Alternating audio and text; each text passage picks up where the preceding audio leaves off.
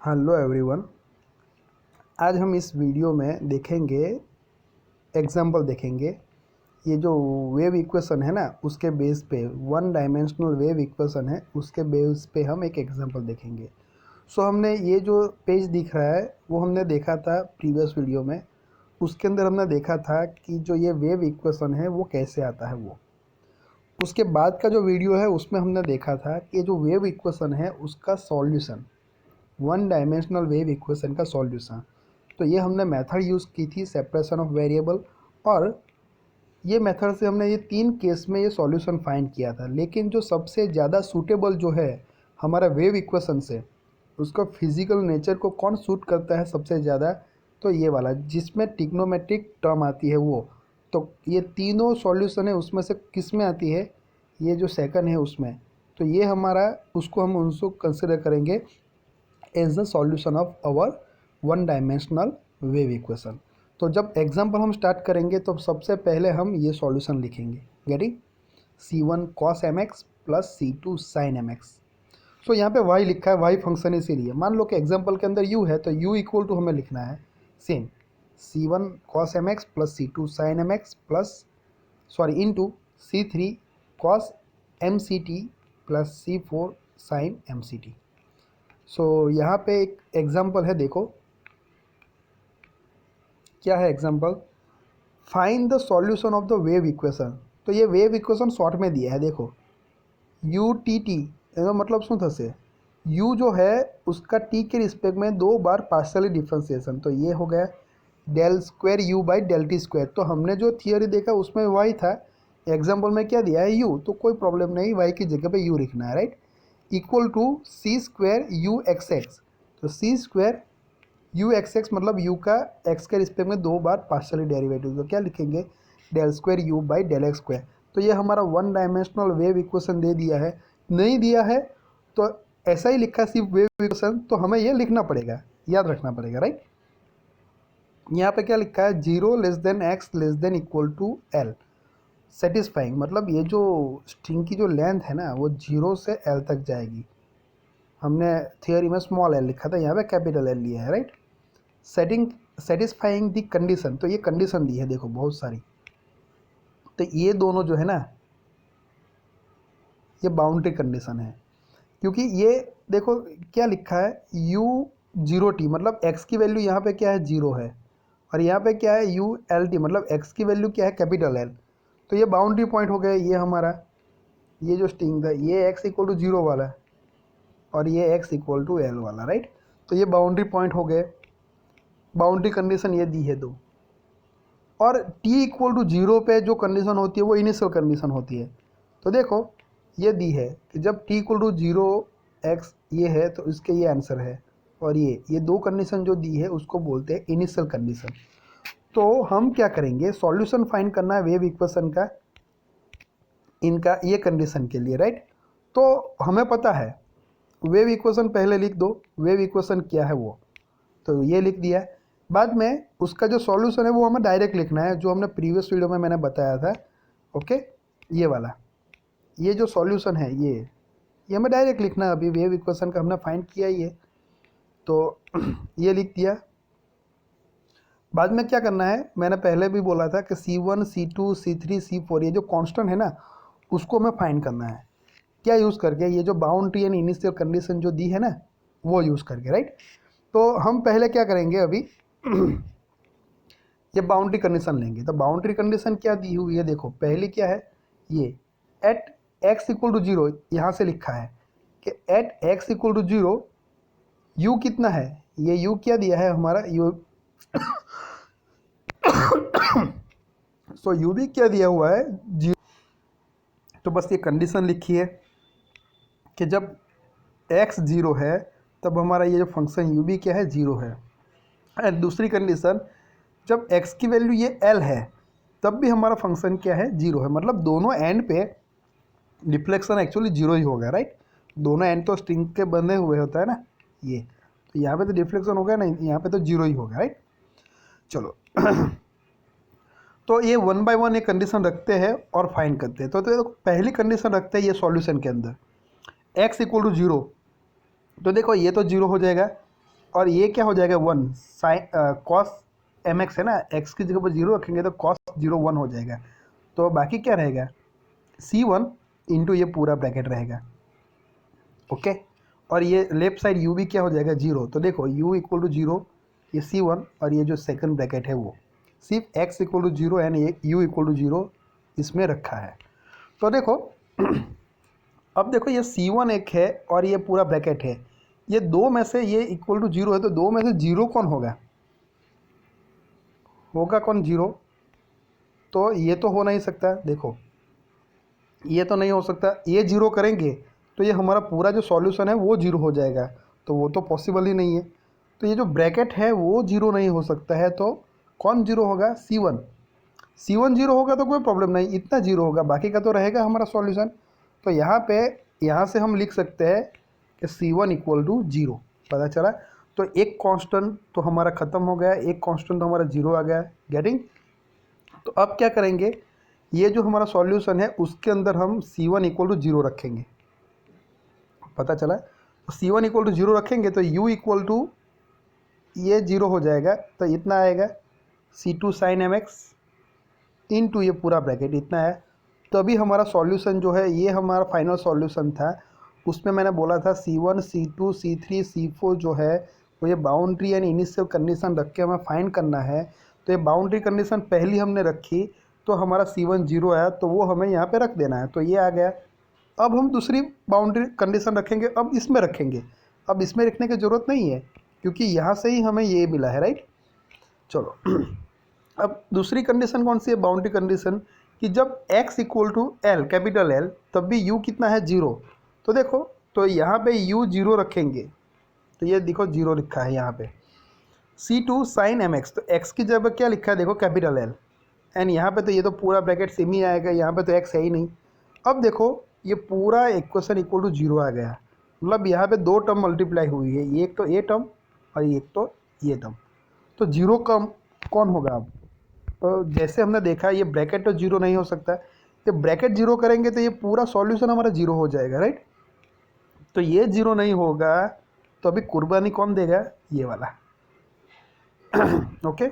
मतलब यहाँ पे भी देखना है ध्यान से, ये C2 कांस्टेंट है वो 0 होगा या नहीं होगा, C2 भी नहीं 0 होगा, क्यों, क्योंकि C2 0 करेंगे तो ये पूरा 0 हो जाएगा, गेटिंग, समझ में आ रहा है। तो ये देखो ये ब्रैकेट 0 नहीं कर सकते, ये 0 करेंगे तो यहाँ पे दिक्कत बसेगी देखो ये पूरा यहाँ पे 0 रखेंगे तो ये पूरा 0 हो जाएगा, C2 0 करने जाए तब भी प्रॉब्लम आएगी। तो अभी 0 किसको करेंगे हम, ये जो है ना साइन ml उसको कुर्बानी देनी पड़ेगी, तो साइन ml इक्वल टू 0 रखेंगे। तो ml इक्वल टू हम क्या लिख सकते हैं, n पाई लिख सकते हैं क्योंकि ये पीरियोडिक वाला है, और n जो है वो क्या है, एक पॉजिटिव इंटीजर है, एक इंटीजर है, राइट। तो वो एक्चुअली स्टार्ट कहाँ से होगा, 1 2 3 4 से स्टार्ट होगा n की value normally. So ml equal to n pi लिख सकते हैं, तो यहाँ से हम m इक्वल टू क्या लिख सकते हैं, n pi l, n pi by l। तो ये जो चीज़ है ना वो हमें यहाँ पे रख देनी है, ये हमारा n में कौन सा सॉल्यूशन आया था, ये वाला, इसमें रखना है। तो u इक्वल टू क्या लिखेंगे, ये C2 साइन m, x की जगह पर क्या लिखेंगे, n पाई बाई l। सो ये पूरा क्या आएगा, सॉरी m की जगह पे लिखेंगे ना, m की जगह पे क्या लिखेंगे, n पाई l, तो n pi x by l आ जाएगा यहाँ पे। बाद में ब्रैकेट में C3 कॉस, यहाँ पे m है तो यहाँ पे भी m की जगह पे क्या रखना है, n पाई बाई l, तो ये आएगा प्लस C4 साइन, यहाँ पे भी m है तो m की जगह पे n पाई बाई l कर दो, तो ये आ जाएगा। दिखने में थोड़ा लंबा होगा, एग्जाम्पल दिखेगा थोड़ा डिफ़िकल्ट भी, बाकी है कुछ नहीं, क्या करना है वो स्टेप याद रखो, राइट। तो दोनों बाउंड्री कंडीशन हमने रखी तब जाके हमारा ये आया अभी। तो यहाँ पे थोड़ा सिंप्लीफाई कर देते हैं देखो क्या करेंगे, ये C2 कांस्टेंट है ना उसको अंदर मल्टीप्लाई कर देंगे, तो यहाँ पे हो जाएगा तो क्या C2 इंटू C3 होगा, और यहाँ पे मल्टीप्लाई होगा तो क्या होगा C2 इंटू C4। तो ये दोनों कांस्टेंट का मल्टीप्लिकेशन है, तो उसकी जगह पे कोई और एक कांस्टेंट लिख दो। तो यहाँ पे क्या लिखा है, उसकी जगह पे Bn लिखा है, और ये C2 C4 की जगह पे क्या लिखा है, Cn। या तो आप लिखना चाहते हो तो ANBB लिख सकते हो कैपिटल में, शॉर्ट में, राइट। सो बुक में है इसीलिए मैं ये बता रहा हूँ, आपको कैपिटल A लिखना है, C2 C3 C2 C4 B लिखना है तो चलता है। तो C2 C3 की जगह पे BN एंड C2 C4 की जगह पे CN लिख दो, राइट। तो ये हमारा आ जाएगा। तो यहाँ से ये C2 निकल गया, यहाँ पे अंदर मल्टीप्लाई होगा तो यहाँ पे ये आ जाएगा। तो यहाँ पे BN एंड CN क्या है वो यहाँ पे लिखा हुआ जो मैंने बताया वो। गेटिंग? चलो अब ये हमारा फाइनल सॉल्यूशन हमारा अभी ये आया बाउंड्री कंडीशन के बाद। ये U इक्वल टू ये आ गया हमारा। तो बाउंड्री कंडीशन 2 थी तो पहली रखी तो उसके बाद ये आया आंसर, दूसरी रखी तो उसके बाद ये आया। तो ये हमारा फाइनल हो गया। अभी हमें इनिशियल कंडीशन रखनी है। इनिशियल कंडीशन कौन सी दी है देखो, ये वाली, कि जब t इक्वल टू 0 है तो ut 0 होगा। देखो एट t इक्वल टू 0 तो ut मतलब del u by del t हो जाएगा, डेल टी 0 है। एंड एट यहाँ पे से लिखो t इक्वल टू 0, तो एट t इक्वल टू 0 तो दूसरी कंडीशन क्या है, u equal to pi x by l है ये कंडीशन के लिए, राइट। तो ये 2 कंडीशन दी है तो हम 1 बाई 1 रखेंगे। पहली कौन से रखेंगे, t इक्वल टू 0 पे del u by del t equal to 0। तो देखो यहाँ पे अभी दिक्कत क्या है हमें कि ये जो इक्वेशन आया वो किसका आया, u का आया ये इक्वेशन। तो यहाँ पे t इक्वल टू 0 रखेंगे, लेकिन ये कि है del u by del t, तो del u by del t चाहिए।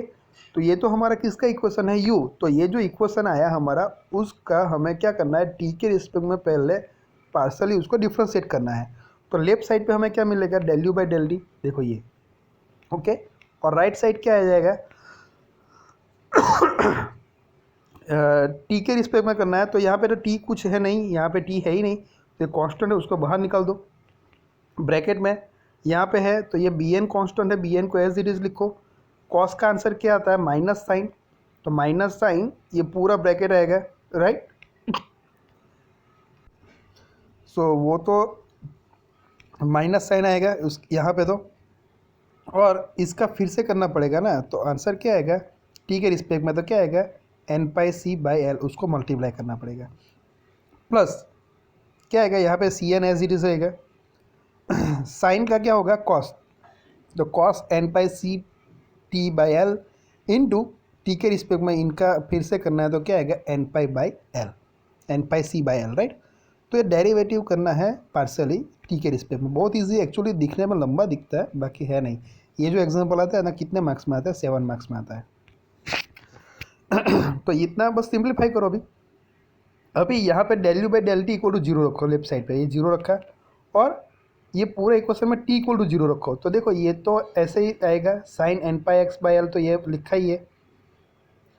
और यहाँ पे 0 रखेंगे, ये 0 रखेंगे तो साइन 0 0, तो ये पूरी टर्म 0 हो जाएगी। यहाँ पे ये 0 होगा तो कॉस 0 1 हो जाएगा, तो बाकी क्या रहेगा, सी एन, तो यहाँ पे लिखा है, और ये ब्रैकेट तो ये यहाँ पे लिखा है। Get it? तो ईजी हो गया अभी कंडीशन रखने के बाद। तो यहाँ पे क्या मिलेगा, अब हम 0 किसको करेंगे, देखो यहाँ से ये हमारा फाइनल सॉल्यूशन कौन सा आया था, ये वाला। तो देखो अब ये साइन वाली टर्म को 0 नहीं कर सकते, इसको 0 करेंगे इनको, तो ये पूरा 0 हो जाएगा, तो वो तो पॉसिबल है नहीं। तो कुर्बानी किसको देनी पड़ेगी अभी, सी एन को। तो सी एन इक्वल टू क्या हो जाएगा, यहाँ से 0 हो जाएगा। तो सी एन इक्वल टू 0 जो है वो ये हमारा जो सॉल्यूशन मिला है ना बाउंड्री कंडीशन के बाद, उसमें हम सी एन इक्वल टू 0 रखो, तो ये 0 रख देंगे, तो ये पूरा 0 हो जाएगा। तो हमारा आंसर कितना आएगा, बस इतना अभी, राइट। u इक्वल टू क्या बचेगा, बी एन, ये बी एन पहले लिखा है, ये बाद में ये लिखा है टर्म, और ये तो 0 हो जाएगा पूरा, ये तो 0 हो जाएगा, तो बाकी क्या रहेगा, ये cos n pi c t by l. तो ये बस इतना सॉल्यूशन आ गया। देखो छोटा होता जाता है। तो अभी कांस्टेंट कितने हैं, देखो यहाँ पे 2 कांस्टेंट है, तो इस सी एन को तो हमने निपटा दिया। बाकी क्या रहा है, ओनली बी एन। तो अभी बी एन का ही काम करना है ना हमें। बी एन चला जाएगा तो कोई क्वेश्चन रहेगा नहीं, तो वो हमारा फाइनल आंसर आ जाएगा। समझ में आ रहा है?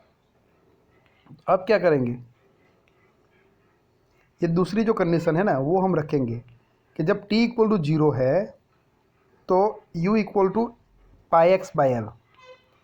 देखो अब जो है यहाँ पे हम डायरेक्ट 0 नहीं रख सकते, याद रखना, क्योंकि n की वैल्यू जो है यहाँ पे 1 2 3 ऐसे आती जाएंगी, और हम रखते जाएंगे यहाँ पे और उसका सभी का हम क्या करेंगे, समेशन करेंगे, तो वो हमारा सॉल्यूशन आ जाएगा जनरल सॉल्यूशन। मैं अभी बात कर रहा हूँ जनरल सॉल्यूशन की, तो ये वो डिपेंड करेगा एन की वैल्यू पे। तो एन की सारी वैल्यू के लिए इसका क्या होगा, समेशन, तो उसको समेशन के फॉर्म में लिखना पड़ेगा, राइट। तो देखो यहाँ पे लिखा है ये स्टेप पे से यू एक्स टी लिखो या यू लिखो चलेगा। इसको समेशन एन कहाँ से कहाँ तक जाता है, 1 टू इन्फिनिटी तक। तो यहाँ पे समेशन की रेंज भी क्या है, 1 to infinity, b n sine, ये पूरा लिख दिया। तो ये जनरल सॉल्यूशन हम इस तरह से लिख सकते हैं। अभी ये हमारा जनरल सॉल्यूशन हो गया। अब देखो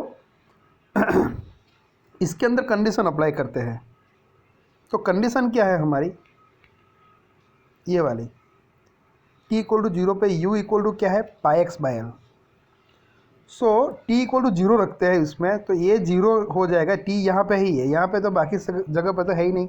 तो cos 0 1 हो जाएगा, तो ये पूरा निकल जाएगा, 1 हो जाएगा, मतलब बाकी क्या रहेगा, बस इतना बाकी रहेगा। और यहाँ पे u इक्वल टू क्या आएगा, पाई एक्स बाई एल, जब t इक्वल टू 0 होगा तो, राइट। सो ये t इक्वल टू 0 है, तब u इक्वल टू क्या लिखेंगे हम, पाई एक्स बाई एल। तो ये आ जाएगा हमारा, पता चल रहा है। चलो, तो अभी ये जो दिखाई दे रहा है ना इक्वेशन, वो क्या है actually, that represent the Fourier half range sine series. तो ये फोरियर सीरीज़ के बारे में आपने मैथ्स 2 के अंदर पढ़ा ही होगा। तो ये हाफ रेंज साइन सीरीज़ हो गई। तो उसके वहाँ से हमें ये जो कोफिशिएंट है bn, उसको फाइंड करना, तो कैसे लिख सकते हैं, bn equal to 2/l integration from 0 to l f x sine n pi x by l into d x. अभी ये एफ एक्स क्या है ओके, तो एफ एक्स इक्वल टू क्या है, हमारा एक्स है। ओके, वो शायद आपको बताता हूँ एक पेज पे। देखो यहाँ पे दिया नहीं है एक्चुअली, यहाँ पे स्टेटमेंट में नहीं दिया है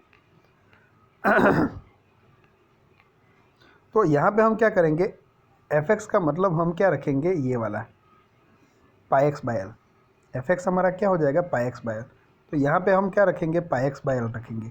तो देखो ये 2n पाई कॉन्स्टेंट यहाँ पे आ जाएगा, और डिवाइड बाई एल तो है, और एक यहाँ पे एल आ जाएगा, तो एल इंटू एल क्या हो जाएगा, एल स्क्वायर हो जाएगा। ओके, और x जो है वो यहाँ पे हो जाएगा मल्टीप्लाई, क्योंकि x के रिस्पेक्ट में हम यहाँ पे इंटीग्रेट कर रहे हैं, तो x को बाहर नहीं निकाल सकते, तो ये आ जाएगा। अब इसका इंटीग्रेशन कर दिया, तो देखो ये x को u बोलते हैं, इसको v बोलते हैं, u को एज इट इज़ रखा, इनका इंटीग्रेशन किया, तो क्या आएगा, साइन का माइनस कॉस, ये डिवाइड बाई क्या आएगा, एन पाई बाई एल।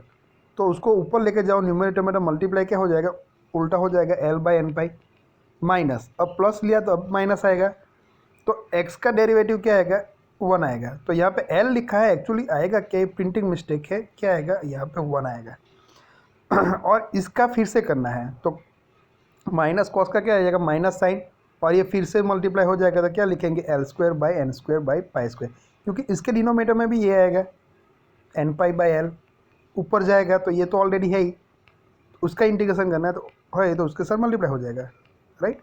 तो याद रखना ये एल नहीं है, ये एक्चुअली क्या है, 1 है, प्रिंटिंग मिस्टेक है, राइट। और यहाँ पे एफ एक्स इक्वल टू क्या लेना है, pi x by l, f x equal याद रखना pi x by l, right. चलो अभी ये 1 होएगा। अभी ये अपर लिमिट रखो, माइनस लोअर लिमिट रखो, या तो उससे पहले थोड़ा सिंप्लीफाई करना है तो सिंप्लीफाई कर दो, राइट।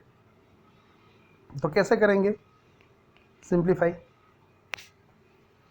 यहाँ पे कांस्टेंट जो है ना उसको एक्चुअली निकालना तो निकाल सकते हैं।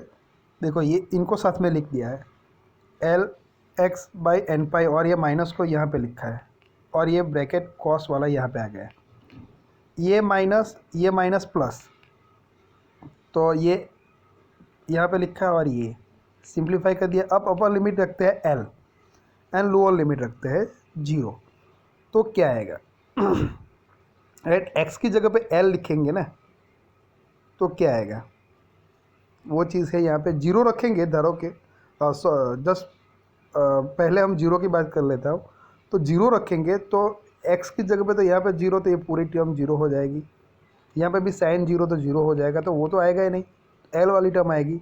तो जब हम l रखेंगे तो आएगा क्या देखो ये जो टर्म है ये तो बाहर का तो है ही, यहाँ पे क्या आएगा, एल रखेंगे तो माइनस एल स्क्वायर हो जाएगा डिवाइड बाई ये एन पाई, और मेन चीज़ यहाँ पे एल रखेंगे तो क्या आ जाएगा, एल एल कैंसिल हो जाएगा तो एन पाई आ जाएगा, साइन एन पाई, और वो क्या हो जाता है हमारा एक बोलो तो साइन एन पाई हमने क्या लिया था एग्जाम्पल में, पहले जीरो लिया था ना, ओके, तो वो तो जीरो हो जाएगा एल रखने पर, तो बाकी क्या रहेगा बस ये, तो यहाँ पे ये माइनस एल स्क्वायर एन पाई आया, और ये जो आएगा कॉस एन पाई, तो कॉस एन पाई की जगह पे हम आराम से लिख सकते हैं -1/n, राइट।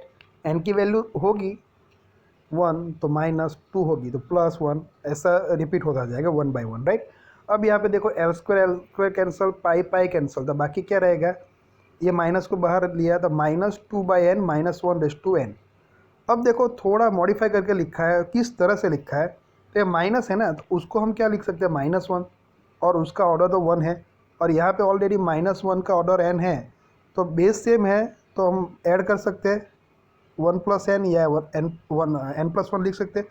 तो ये माइनस निकाला तो उसकी जगह पे ये करके -1/n+1 लिखा है, और ये 2/n, पता चला।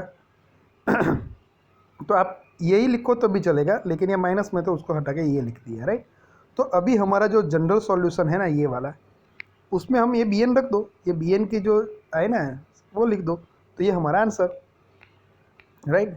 तो देखो ये u(x t), राइट, समेसन की साइन आ गई, ये bn, तो bn की जगह पे हमने ये रख दिया, देखो ये इनटू ये साइन एंड कॉस वाली टर्म तो सेम ही रहेगी, पता चला।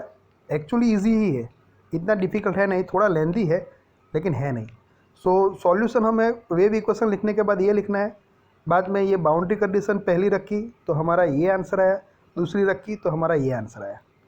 अब इनिशियल कंडीशन पहली रखो तो उसमें डेरिवेटिव चाहिए, del u by del t दिया तो उसका ये u का हमने डेरिवेटिव किया पार्शियली फर्स्ट, और कंडीशन रखी तो हमारा जो भी आया वो, उसके बाद हमने जनरल सॉल्यूशन लिखा एंड फोरियर यूज़ करके हमने bn फाइंड किया। सो कोई सॉल्यूशन में कोई कांस्टेंट नहीं आना चाहिए आंसर में, वो हमारा सॉल्यूशन है, यानी तो इस तरह से जो कोई वेव इक्वेशन आता है तो उसका सॉल्यूशन इस तरह से हम फाइंड कर सकते हैं, राइट। ये एग्जांपल हमने देखा है, देखो ये 2017 में पूछा गया एग्जांपल है।